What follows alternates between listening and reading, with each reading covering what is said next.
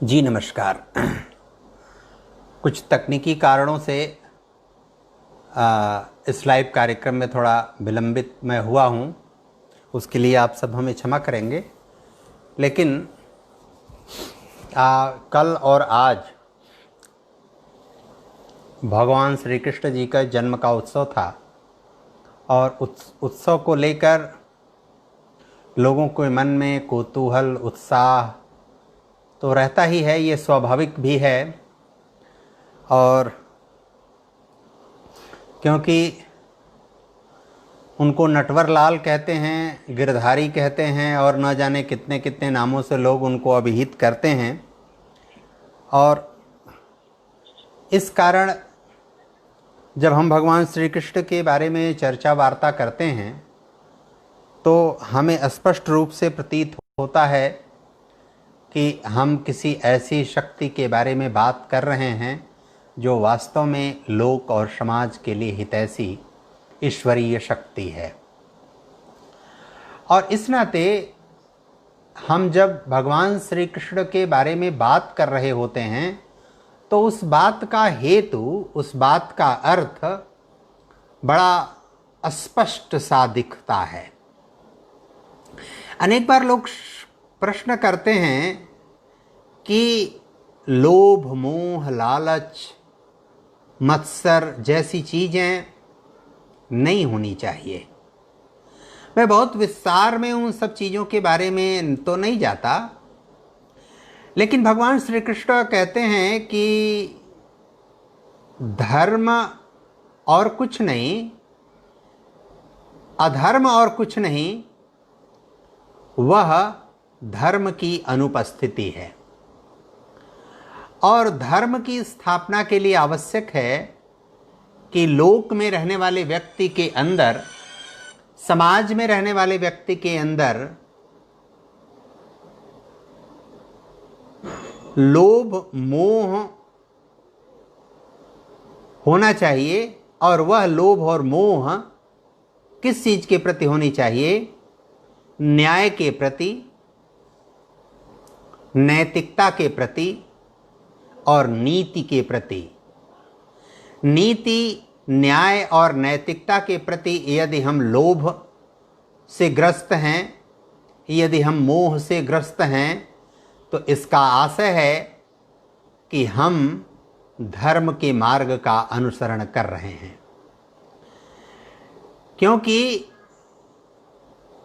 जब व्यक्ति न्याय के प्रति, नीति के प्रति, नैतिकता के प्रति लोभ और मोह से ग्रस्त रहता है, यानी किसी भी प्रकार इनको पाने की चेष्टा करता है, तो इसका आशय यह होता है कि वह नीति, नैतिकता और न्याय के बिना रह नहीं सकता या रहना नहीं चाहता। भगवान श्री कृष्ण इसलिए बार बार कहते हैं कि अधर्म और कुछ नहीं, धर्म की अनुपस्थिति है। तो धर्म की स्थापना कैसे हो, इसके लिए आवश्यक है कि लोक में, समाज में, व्यक्ति में, परिवार में के अंदर, मन में, भाव में, विचार में नीति के प्रति, न्याय के प्रति, नैतिकता के प्रति हमारे मन में लोभ और मोह होना ही चाहिए। अगर हमको लोभ मोह है न्याय के लिए, नीति के लिए, नैतिकता के लिए, तो इसका आशय यह है कि हम धर्म के मार्ग पर चलने के आग्रही हैं, हम धर्म के मार्ग पर चल रहे हैं। जब हम श्रीमद् भागवत गीता और श्रीमद् भागवत महापुराण के बारे में चर्चा वार्ता करते हैं तो हमको स्पष्ट रूप से इन दोनों के भेद को, इन दोनों के अंतर को भी समझना चाहिए। श्रीमद् भगवत गीता और श्रीमद् भागवत महापुराण ये दोनों एक विषय नहीं है, ये दोनों भिन्न विषय हैं। और इनमें एकता केवल है तो वह इस बात की एकता है कि ये दोनों का उद्भव, ये दोनों की उत्पत्ति विषाद योग से हुई है। यानी श्रीमद् भागवत महापुराण भी लिखा गया तो विषाद योग के कारण, और श्रीमद् भगवत गीता लिखी गई तो वो भी विषाद योग के कारण। जब सभी पुराण, उपनिषद, वेदों का प्रणयन और महाभारत का उद्घाटन महर्षि वेदव्यास जी द्वारा किया जा चुका था, तो वो घोर निराशा, हताशा में जीवन जी रहे थे।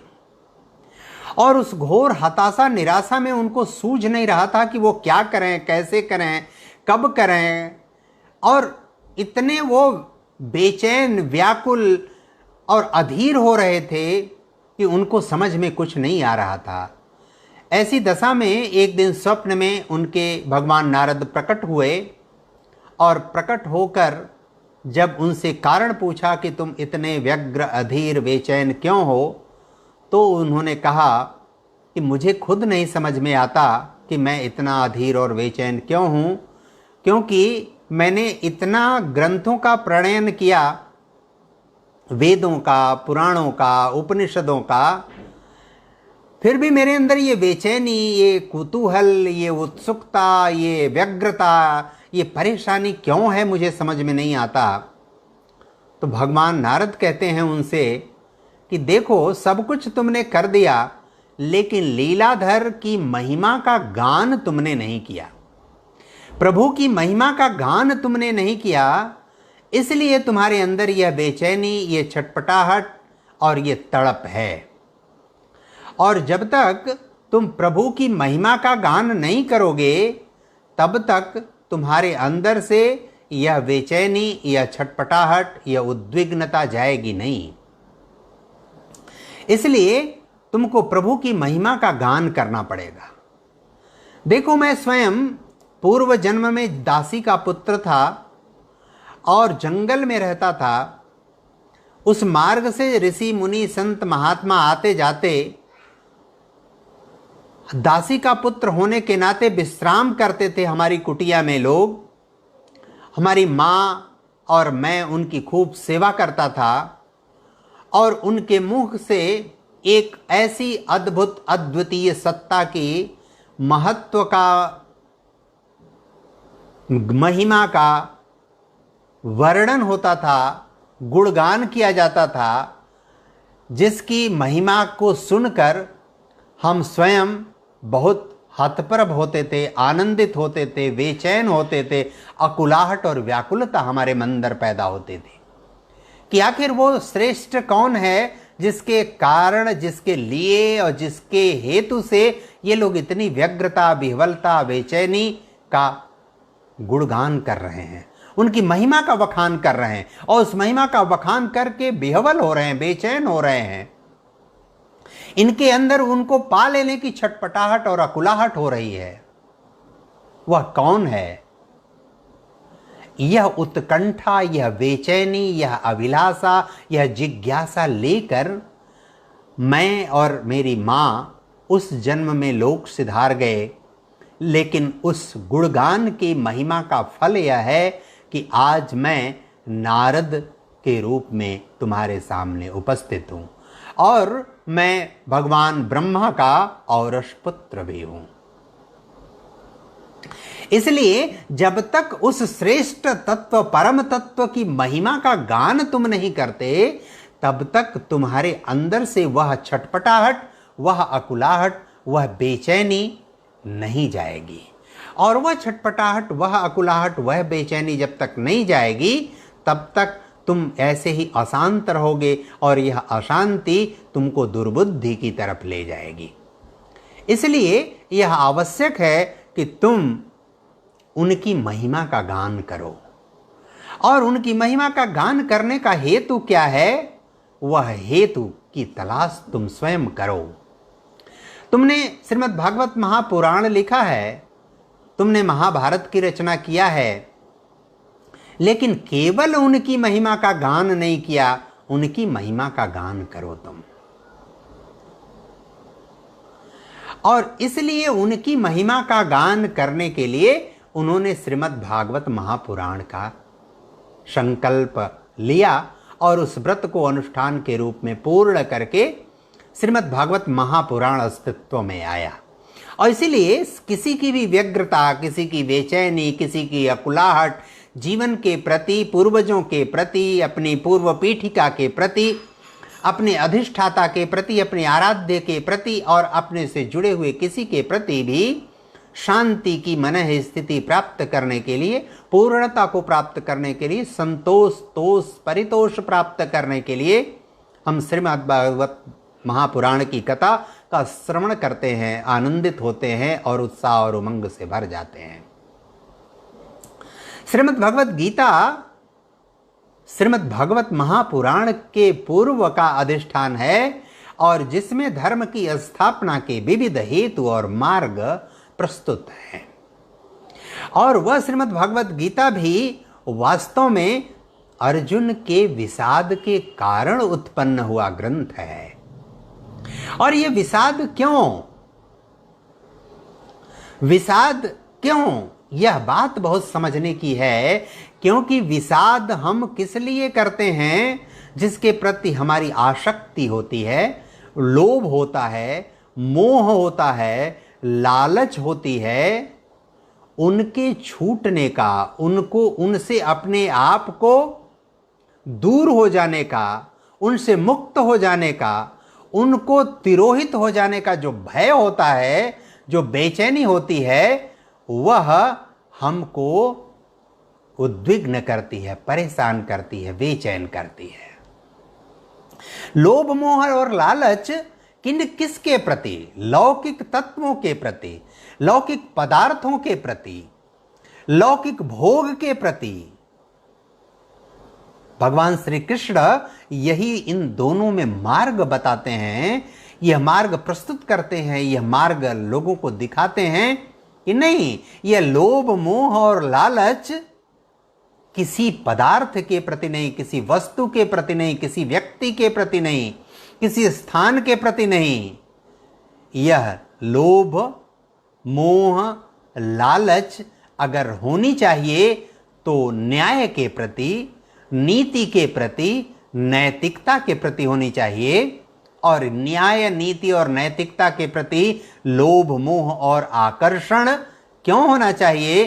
क्योंकि जब आप न्याय, नीति और नैतिकता के प्रति आकृष्ट होते हैं तो आप धर्म की स्थापना में, धर्म की संस्थापना में आप अपनी भूमिका अदा करते हैं, न्योछावर करते हैं, अर्पित करते हैं। भगवान श्री कृष्ण कहते हैं कि उस धर्म की स्थापना के लिए, उस नीति का आग्रह पालने के लिए, उस नैतिकता का आग्रह पालने के लिए, उस न्याय का पालन करने के लिए आपको निर्मम होना पड़े तो निर्मम हो जाइए। किसके प्रति? लौकिक तत्वों और पदार्थों के प्रति, व्यक्तियों के प्रति। आप निर्मम होना पड़े तो निर्मम हो जाइए, निर्दयी होना पड़े निर्दयी हो जाइए, बेईमान होना पड़े बेईमान हो जाइए। आपको जो कुछ हिंसा करनी पड़े आप हिंसा कीजिए। किसके लिए? हम न्याय के लिए, नीति के लिए, नैतिकता के लिए। क्योंकि जब तक हम न्याय, नीति और नैतिकता के लोभ, मोह के आकर्षण में नहीं जाएंगे, तब तक हम धर्म की स्थापना में अपना मार्ग स्थापित नहीं कर सकते, अपना योगदान नहीं दे सकते, उस मार्ग पर चल नहीं सकते, वह मार्ग किसी को दिखा नहीं सकते। लोभ, मोह का आकर्षण केवल और केवल, भगवान श्री कृष्ण कहते हैं कि केवल न्याय के लिए, केवल नैतिकता के लिए, केवल नीति के पालन के लिए आपके अंदर लोभ और मोह होना चाहिए। बाकी किसी भी तत्व के प्रति यदि लोभ, मोह आपका है तो इसका मतलब है कि इंद्रिय निग्रह आपका नहीं है।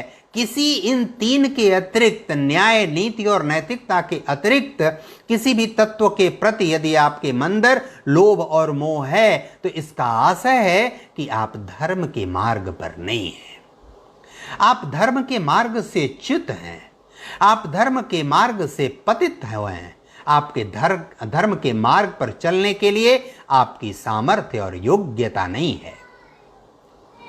आपको यदि लौकिक सुख प्रभावित करता है, लौकिक सुख के बिना नहीं रह सकते, तो इसका आशय यह है कि आप धर्म के मार्ग पर नहीं चल पा रहे हैं। इसलिए आप नीति का, न्याय का और नैतिकता का पालन करने के लिए आप जो भी करना पड़े वह सब युक्ति संगत है, वह सब यथेष्ट है, वह सब उचित है, वह सब सन्मार्गगामी है, वह सब प्रभु के हेतु के निमित्त है। भगवान श्री कृष्ण ईश्वरीय वेग में, ईश्वरीय स्वरूप में द्वापर युग में लौकिक रूप धारण नहीं करते। वो लौकिक रूप में ईश्वरीय स्वरूप धारण करते हैं, और वह उनका ईश्वरीय स्वरूप अदृश्य भाव में होता है। दृश्य भाव उनके लौकिक स्वरूप का है, और उनका लौकिक स्वरूप का जो दृश्य भाव है वह भाव ही सबको दिखता है, और वह भाव इसलिए दिखता है क्योंकि उसी रूप में वे अभिमन्यु के मामा होते हैं, वे सुभद्रा के भाई होते हैं, वो पांचाली के भाई होते हैं, वे अर्जुन के मित्र होते हैं, और उसी रूप में उन जिन संबंधों का निर्वाह कर रहे होते हैं, उन संबंधों का निर्वाह करते हुए भी धर्म के प्रति और धर्म की स्थापना के लिए आवश्यक न्याय, नीति और नैतिकता के प्रति आप देखिए कि वो कितने निर्मम हैं, कितने निष्ठुर हैं, कितने निर्दयी हैं, आप कह सकते हैं। लेकिन धर्म का पालन करने के लिए जिस नीति, न्याय और नैतिकता पर चलना अपरिहार्य और आवश्यक होता है, उस पर चलने का मार्ग कहा जाता है कि सैकड़ों सूर्य से भी अधिक वेगवान, तेजवान, प्रखर और जाज्वल्यमान होता है उस मार्ग पर चलना।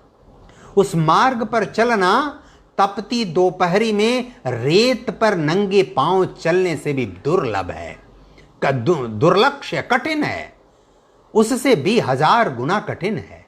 नंगे पांव आपको किसी हिमशिला पर चलने से भी कठिन है। नंगे पांव आपको समुद्र में जब तैर नहीं पाता व्यक्ति, उस दशा में छोड़ देने से भी अधिक दुष्कर और कठिन है। इसलिए जो धर्म का मार्ग है वह धर्म का मार्ग न्याय, नीति और नैतिकता से होकर जाता है, और समूची गीता में, श्रीमद् भगवत गीता में उसी को हेतु बनाकर, उसी न्याय को, उसी नीति को, उसी नैतिकता को हेतु बनाकर वे युधिष्ठिर और पांडव के साथ खड़े होते हैं, और युधिष्ठिर और पांडवों के साथ खड़े होकर उस धर्म की स्थापना के मार्ग को प्रशस्त करते हैं। उस धर्म की स्थापना के मार्ग को सबको दिखाते हैं, सबको बताते हैं कि कैसे आप धर्म के मार्ग पर चल सकते हैं। इसलिए योगेश्वर कृष्ण योगः कर्मसु कौशलम योगः चित्त वृत्ति निरोधा, मैं संस्कृत के बहुत श्लोक में नहीं जाना चाहता। श्रीमद् भागवत गीता के विभिन्न अनुच्छेदों, विभिन्न अध्यायों, उनके विभिन्न श्लोकों का वर्णन करके मैं अपनी बात को सहजता से थोड़ा विमुख नहीं करना चाहता, सरलता से थोड़ा विमुख नहीं करना चाहता, लेकिन इतना तो तय है कि यह बात हमेशा ध्यान में रखनी चाहिए कि जो हमको हताशा, निराशा, बेचैनी, उदासी होती है, वह उदासी, निराशा, बेचैनी हमको उसी योगेश्वर कृष्ण और उनके अनन्य रूपों के प्रति होनी चाहिए। क्योंकि जब हम उनके अनन्य रूपों के प्रति आसक्ति हमारी होगी तो लौकिक तत्वों के प्रति आसक्ति नहीं होगी। जब उनके प्रति आसक्ति होगी तो हमारी आसक्ति न्याय, नीति और नैतिकता के प्रति होगी। जब न्याय, नीति और नैतिकता के प्रति आसक्ति होगी तो हमारी आसक्ति धर्म के प्रति होगी, और धर्म के प्रति जब आसक्ति होगी तो हमको ज्ञात होगा, हमारे अंदर विवेक और बुद्धि जागृत होगी कि हमको लोक में, हमको संसार में, हमको समाज में क्या करना यथेष्ट है और क्या करना यथेष्ट नहीं है।